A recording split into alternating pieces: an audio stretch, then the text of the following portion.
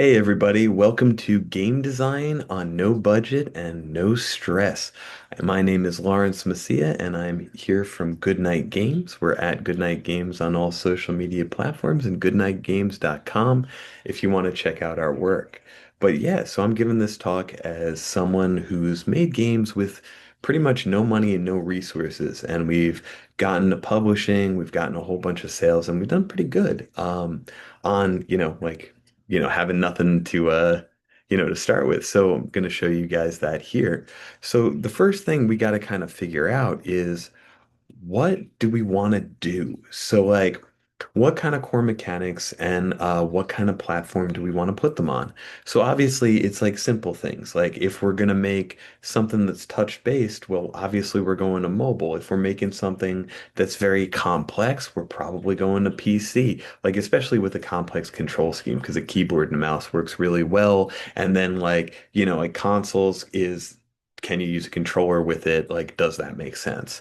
Because the barrier of entry to all these platforms is really low. Like everybody knows Steam, you can do $100, publish the game. We could publish it for free on itch.io. Apple costs like $100 a year to develop for them. They're kind of a pain in the butt. Android, though, it's $20 for the rest of your life, and you can publish to that.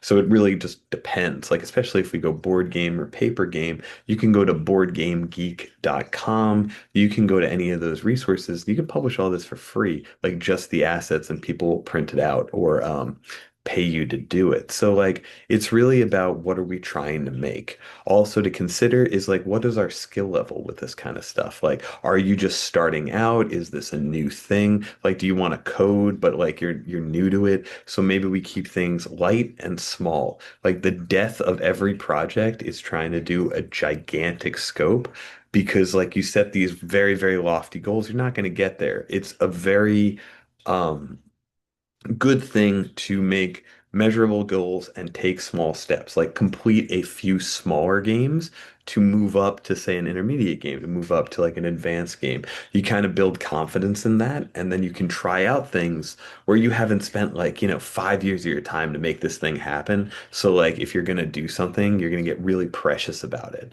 which is, we don't want to necessarily do that because you won't take the kind of risks needed to make the game. Fluid, fun, communicative, like all those things that you need it to do. So it's good to build your chops up. And especially low scope, you can kind of make errors along the way and keep things moving. So that's the how. So, like, moving on, we need to obviously pick what our core mechanic is. And generally, that is something like if we say, take Doom, for instance, first person shooter. If we take original Mario, like in the last slide right there, see first person shooter, we have platformer. So, like, when you take a game and boil it down to its very core, what do you want to do? Like, everybody knows if I say JRPG, everybody had like turn-based menus pop up in your head. Like you know what these things are. It's just like where's our base at? If we're starting from scratch, there's always things to like build from. All games have a core mechanic. It's just kind of what's yours? What's the simplest version of that? And when we make it, if we get that perfect, everything else will be perfect on top of it. If we screw that up, the rest of the game won't follow. So it's very important to set that up. But once you have it, we can go ahead and say, well, what are our goals? What are our motivations? What do we want the player to do and why do we want them to do it? Look at it as if you're a teacher. You're presenting a player with a set amount of skills, and you're basically saying, here's how you do good at this. And then you're presenting them problems to solve to get both the kind of achiever perspective of like, oh, I'm good at this. I feel great about this now. And to get things, like, do you get to the end? Do you get like a shiny thing? Like, what do you want out of it? What do you want the player to work towards? If it's a cooperative game, doing something together has its own rewards. Competitive, like you chase someone down and like, that's its own thing too. So like it really just depends on what you're making. And then of course, because some people forget this, believe it or not, how to win and how to lose. And also keep in mind, you can have as many of these as you want. Like it can be a million ways to win, it could be a million ways to lose, it could be one and then a thousand. Doesn't matter. But you do have to have at least one. And this is in everything again. If we even go back to the arcades, like original Pac-Man, all that stuff, the win is the high score. Do you do better than the other person that day before the machine gets unplugged?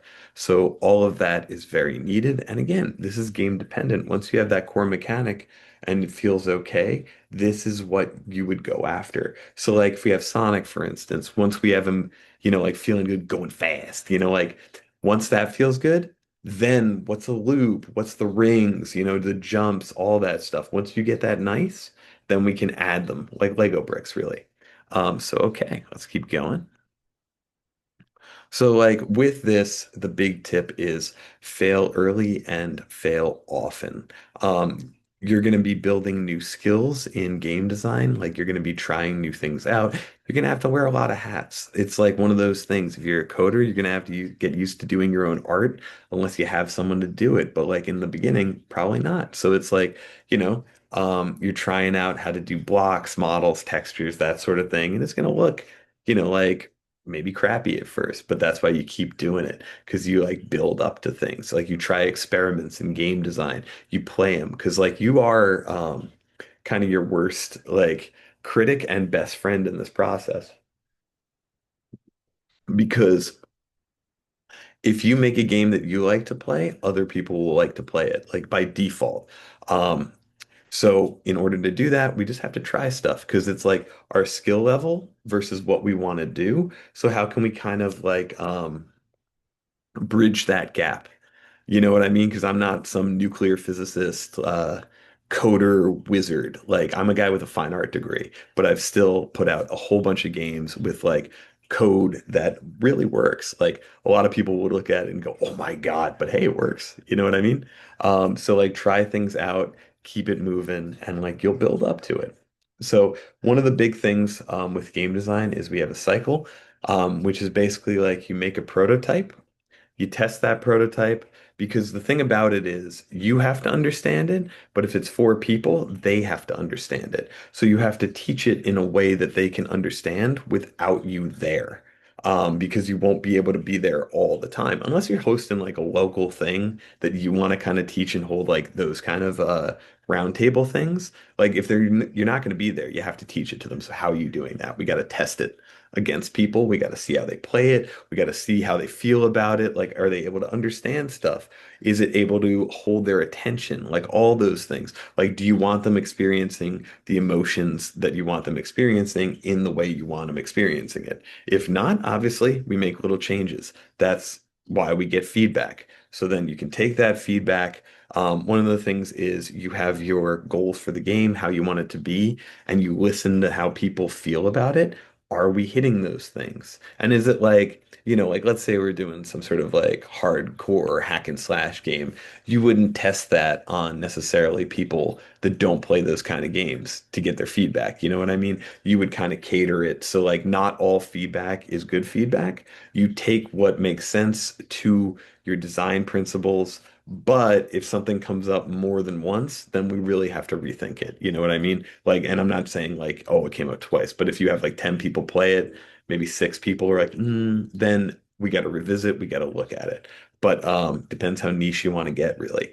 But always make a prototype. We test for different goals every time. Like it can be anything. How does the jump feel? How does level one feel? Does it like, is the difficulty increase good, bad, and different? Like you can set that up however you need it. But it really needs to happen because you wind up playing these things too much. You almost forget how to be a new player at it. So you got to kind of keep things fresh and get as much feedback as possible from people who are kind of in your genre and out of your genre. You get that feedback, and this cycle will keep going um, until you run out of time or money. But obviously, set those goals ahead of time so you can kind of reel it in when you need to finish up. Because again, small scope. Small scope gets things done, and then we build. Again, like I'll go, let me go on a rant for a second, but if you build, say, like a Space Invaders mechanic where you have something moving back and forth, you have things, like moving and they're shooting downwards at Space Invaders, right? If you have that and you built that for a little experiment, you build a bigger game, well, you have that already. Maybe we take that, put it in the bigger game. Now it's something else entirely. If you played Sega games, they do this all the time. You see Virtua Fighter in a Yakuza game, it just adds depth because they made it already. They can reuse that stuff. So think about that. Can you reuse things? Can you repurpose things? Can you build up with other stuff? That's why it's good to do the small projects at first. And then you're confident in it because you finished something. So it's, climbing up the ladder. And which gets me to the next point. A finished game is better than no game at all. Um, Make goals, set those goals and finish them. Keep them small and like don't ask too much of yourself because that way it's done. You've created something, you can see how it goes and you can move on to the next thing. Because like a lot of these game studios, they take like 3 years because they're giant games with 50 plus people making them. You're like one person to like, you have friends if you want to do it, like two or three, like that sort of thing. So you kind of like pare things down. Like I'll throw a reference out there, like Frog Detective or like Blood Wash. Those are small games.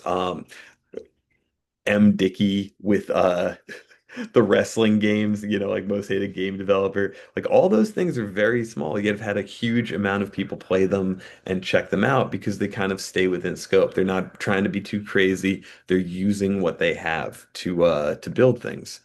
So again, set small goals and work your way up. Kirby believes in you, right? So like use those to, Lego bricks. Boom, boom, boom, boom, boom, and soon we have a tower. So like, you know, little things.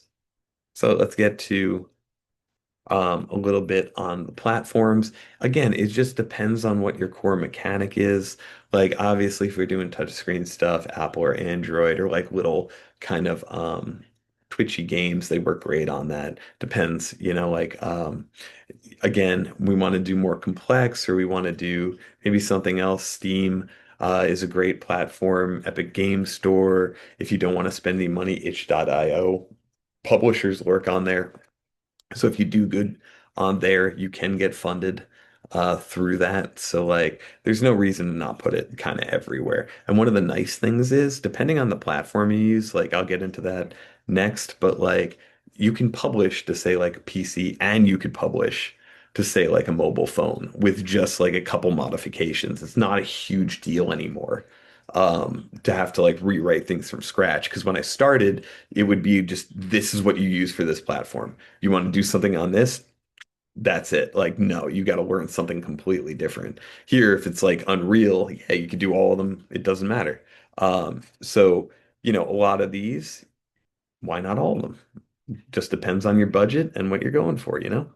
Um, and now let's get to engines and, that kind of thing. So first things first, it doesn't matter. Just pick whatever you're into. Like if you want to do 3D, Unreal's pretty easy, but maybe Unreal is a little crazy right now. So maybe you're looking for more of a JRPG feel. Let's do RPG Maker. Maybe you don't necessarily want to do 3D and you want to do something that specializes in 2D with 3D components. Like we can do Construct 3. You want to do something simpler than that? We have Game Salad, we have Scratch. Like anything is fine.